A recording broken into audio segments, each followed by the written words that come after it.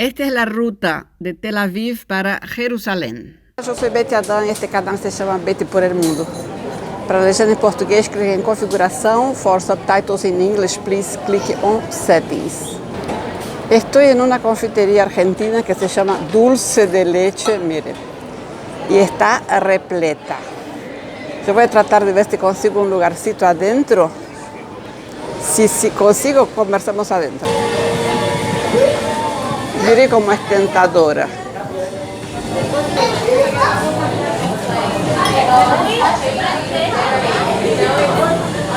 ¿Hay un lugarcito para mí? ¿Afuera? Bueno, perfecto, me siento ahí. Te dije que te iba a contar que yo estaba en Jerusalén, iba a llegar a Jerusalén a las 3 de la tarde y era Shabbat. Pero te voy a hacer un paréntesis antes, porque te voy a explicar qué es Shabbat. Primero te cuento de los feriados. Como hay judíos, cristianos y musulmanes, entonces imagínate que hay feriado para cada uno de ellos. Hay más feriados que días laborales. Y Shabbat no es más bien un feriado, es para los judíos un día de descanso, no de descanso, se alejan de los problemas materiales y se ponen más es más un día espiritual. Incluso es aconsejable, si se puede decir así, tener relaciones sexuales en ese día, porque para cumplir el precepto de la reproducción. Así es, por Shabbat. Pero en fin, y los feriados en Israel, en general no hay televisión, no hay radios, no hay transportes. Así que, por ejemplo, yo cuando volví, yo salí de allá un día después de Día del Perdón y tuve que pagar mucho por un taxi porque no hay mucho más, porque no hay transporte. Incluso el Día del Perdón ellos cierran las carreteras. Hay mucha gente que pide, ellos viajan mucho, y hay mucha gente que hace dedo, viaja haciendo dedo, los israelíes viajan mucho y hay muchas bici en las carreteras, viajo muchísimo. Y aprovecho los feriados también para viajar. Porque los musulmanes hacen feriado el viernes. No, feriado no, ellos pausan para la reza el viernes. Los judíos el sábado, que es Shabbat, y los cristianos los domingos. Aparte de los feriados que hay durante las épocas del año, que está el Día del Perdón, así como para nosotros la Semana Santa, pues en fin, hay muchos feriados. Te cuento que yo llegué un sábado, ¿te acordás? Que te voy a decir que llegué un sábado a la tarde, con muy poco dinero de ellos, de Israel, y sin el chip de internet, y a la tarde. La van no paró en la estación donde tendré que parar, para otro lugar, cerca. Dijo, no, para acá y para acá. Está bien. Fui caminando, mostraba el teléfono para la gente, preguntaba, nadie conocía la calle. Y el muchacho de Airbnb me dijo que yo estaba 15 minutos caminando. Empecé a preguntar, nadie sabía. Me dijo, voy a tomar un taxi. Y tampoco dudaba un poco por el lugar. En un determinado momento me dijo, señora, baje, ahora vaya caminando. Yo dije, ¿cómo que voy caminando? No sé. Me dijo, no, es ahí, en esta calle usted tiene que entrar. Lo que pasa es que es un barrio ortodoxo y ya estaba cerrado con rejas, así, con barrotes de hierro. El auto no me entraba. Bueno, yo bajé. Escuchaba mis pasos, todo un silencio, no había gente. Escuchaba mi respiración, no había gente. Las tiendas todas cerradas, nadie caminando por la calle. Yo miraba las placas, todas escritas en hebreo. Yo dije, uy, Dios mío. Y ahora, de repente aparece un judío que yo le pregunto, le voy a mostrar el teléfono. Me dije, no. Y le dije con mi pronuncia, ¿no? El nombre de la calle. Y él me dijo que 2 cuadras para allá, 1 cuadra para allá, y a la izquierda, a la derecha, y fui. Vi más 2 judíos, bastante ortodoxos, incluso unos sombreros que yo nunca había visto en mi vida. Y les fui a mostrar el teléfono y dijeron, no, el teléfono no tuvieron mucha buena voluntad hacia mí, ¿no? Pero me dijeron que yo tenía que ir más para allá, más abajo. Yo seguí bajando. De repente veo en otra calle que doblo, que sí, que no, niños que venían corriendo y los papás que venían atrás, y yo me arrimé a los padres y los padres me dijeron, no English. Yo dije, ¿y ahora qué hago, no? Y empecé, fui hacia otro, y ellos me mirando como que, viste, no.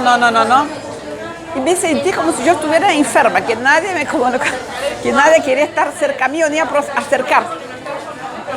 Y empecé a llorar, no a llorar, pero a estar así con miedo, ¿no? Se estaba poniendo tarde, yo no tenía dinero, yo no sabía volver como a donde yo estaba, no sabía nada. Entonces vino una parejita jovencita y me dijo, ¿qué le pasa, señora? ¿Le se siente mal? Y le conté qué pasó y ella me explicó de salir. Me dijo, salga de acá volando ahora, le pueden tirar piedra. Acá es un barrio muy ortodoxo, si usted sigue bajando va a ser peor todavía. Vaya que allá le van a indicar. Y yo quise mostrar, no, señor, el teléfono no. Yo salí volando. Cuando llego del otro lado, yo debía estar con una cara horrible. Había alguien que me bocinaba, insistente. Yo miré un taxi.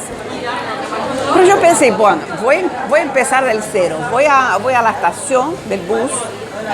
Voy a cambiar dinero, comprar un chip para el teléfono, hablar con el muchacho, calma, respira hondo y empezamos desde el cero.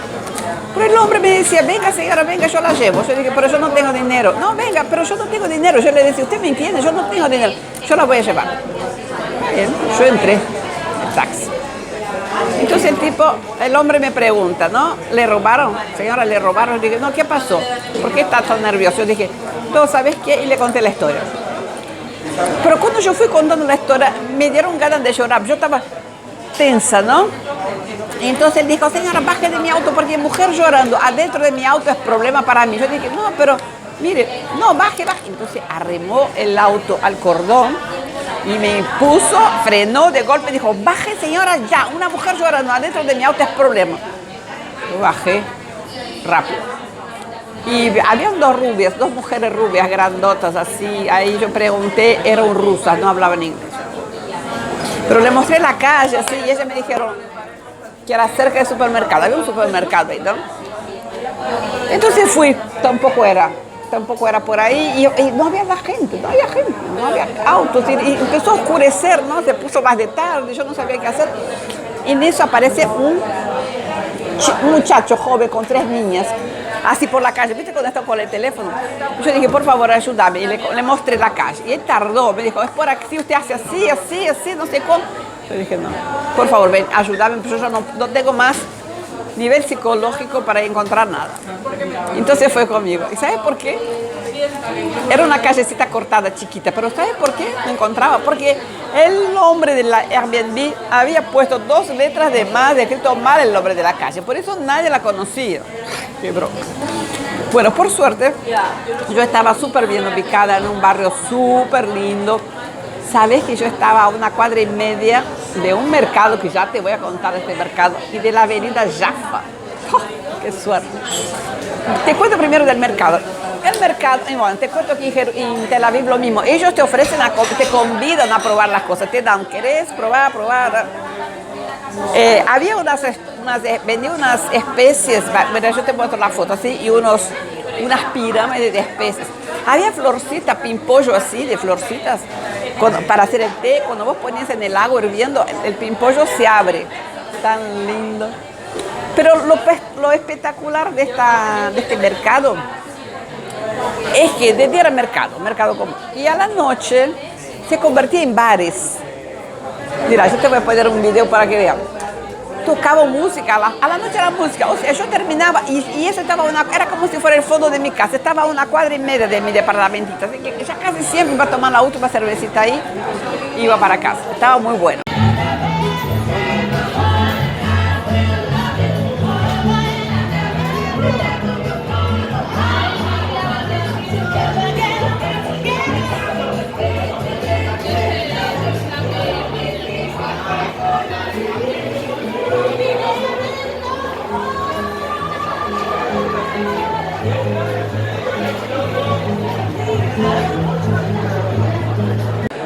Y esta avenida, la avenida Jaffa, durante 19 años fue frontera, era como Berlín.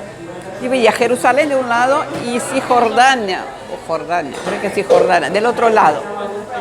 Y en 1967 se unió, se terminó eso, y es hasta que el día de hoy que Palestina pide la separación, pero Israel no le da. Así que bueno, yo pienso que Jerusalén es tan fantástica, ¿no? Es tan alucinante así, mágica, por todos estos conflictos étnicos, políticos, religiosos que hay. Es lo misterio que está ahí, ¿no? Palpita. Bueno, eso fue, esto que te contaba es al final de la avenida Jaffa. Yo me quedé ahí a media cuadra de la avenida Jaffa. Iba caminando. Hay una diferencia muy grande entre el barrio judío y los barrios musulmanes, porque en general los musulmanes viven en casas, tienen unos tanques de plástico negro para guardar el agua, porque siguen pensando que hay problemas de agua. Hace rato que no hay más problemas de agua. Y los judíos viven en edificios en general y tienen unos tanques de agua metálicos, a veces blancos, por agua caliente. Hay muchas placas solares, porque es una región desértica. El sol es muy fuerte, llueve muy poco, así que ellos ahorran mucha energía con las placas solares. Y ese conflicto también era muchas veces para ver quién tenía el dominio de la fuente del agua, porque el agua para la agricultura, para la industria, para todo. Entonces hay mucha diferencia. Un cambio también que se ve muy grande es que Belén, que era una ciudad totalmente 90% cristiana, hoy día es musulmana, casi toda. Canaán también. Y está habiendo muchos cambios. La religión, el Islam, es la religión que más crece en el mundo. Indonesia es la mayor región del Islam, aunque no hay árabes. Los turcos no son árabes, los iraníes no son árabes, acordate, ¿no? Porque es una etnia. En fin, bueno. Yo te estaba contando, ¿no? Mira lo que estoy comiendo antes que sigamos para ver qué rico que es. Bueno, porque todo eso que yo he visto fue antes de ir al Mar Muerto, porque decidí ir al Mar Muerto con una excursión para llegar hasta allá, porque es imposible ir sola. Te cuento también de estos cambios de religión. Me acordé de contarte algo súper interesante de la religión católica. Las iglesias, como está perdiendo, ¿no? Creyente. Las iglesias en Europa se están transformando algunas en bibliotecas y otras en restaurantes. Mira las fotos y guardan la arquitectura. O sea, adentro hace otra cosa, no es más iglesia. Mira, qué linda, ¿no? Qué interesante. A mí me gustan las cosas. En Francia hay restaurantes y todo. Bueno, te decía, contraté una excursión para ir y éramos 12 personas. Y vimos cosas interesantes. Y en las encuestas de los morros así, hay cuevas en donde la gente iba a rezar. Iba a rezar solo. Después se dieron cuenta que rezar junto es mejor que rezar solo. Entonces de ahí nacieron los monasterios. Así, qué interesante, ¿no? También vimos asentamientos de los beduinos. Pasamos por el desierto de Judea. Y vimos los asentamientos de los beduinos. Ellos tienen las cabras, tienen sus ovejas, son analfabetos, pueden casarse hasta 4 mujeres. Solamente la primera tiene plenos derechos. Y ellos no quieren saber de agua corriente, no quieren saber de electricidad, de nada. Son completamente analfabetos y no se sabe cuántos hay en la región. No saben cómo hacen por las enfermedades, porque no acuden a hospitales. No saben, mirá la foto, qué interesante, ¿no? Ellos siguen con su cultura íntegra. Con su cultura íntegra. Yo querría haber ido al Mar Muerto sola, menos mal que no fui, porque mira, además de perder algunas explicaciones, podría haber corrido el riesgo de lugares peligrosos. Pasamos por Masada, conocimos el desierto del Palacio de Herodes, que está semidestruido, pero guarda todavía unos frescos muy bonitos. Primero se toma un funicular. Hablando de eso, casi me olvido de contarte, tendré que haberte contado de lo primero porque es muy importante. ¿Sabes que Israel, después de la Segunda Guerra Mundial, fue el país con más desarrollo en cuanto a acceso a los lugares para los menos válidos? Sobre todo los que iban a Jerusalén, mira que es difícil porque es una ciudad de 3.500 años, pero la gente, ¿no? Por ahí sin piernas, con muletas o con una silla de ruedas, iban a la búsqueda de la sanación. Y entonces ellos se desarrollaron mucho en cuanto a eso. Recién fines de los años 70 y después 90, Europa se concientizó de esta necesidad y ahí sí superó Israel. Pero hasta entonces Israel era top en ese sentido. Bueno, yo te contaba, me acordé por el funicular del Palacio de Herodes. Y después hay que caminar. Hay muchos frescos. El palacio está muy semidestruido, pero hay un guardo dos frescos. Pero lo que más me tocó realmente fueron los saunas. Madre mía, es impresionante. Porque tiene el techo como una bóveda así. Entonces que el agua sube. Si fuera recto, bajaría así totalmente. Pero como es redonda, entonces escurre por las paredes. Entonces no crea hongos, no crea nada. Está muy bueno. Ahí hay un lugar también donde los jóvenes que han servido al ejército, a las Fuerzas Armadas, juran a la bandera, juran al país que nunca van a abandonar su país, su patria, que no va a volver a pasar lo que pasó y que la patria está por encima de todo, incluso de la familia.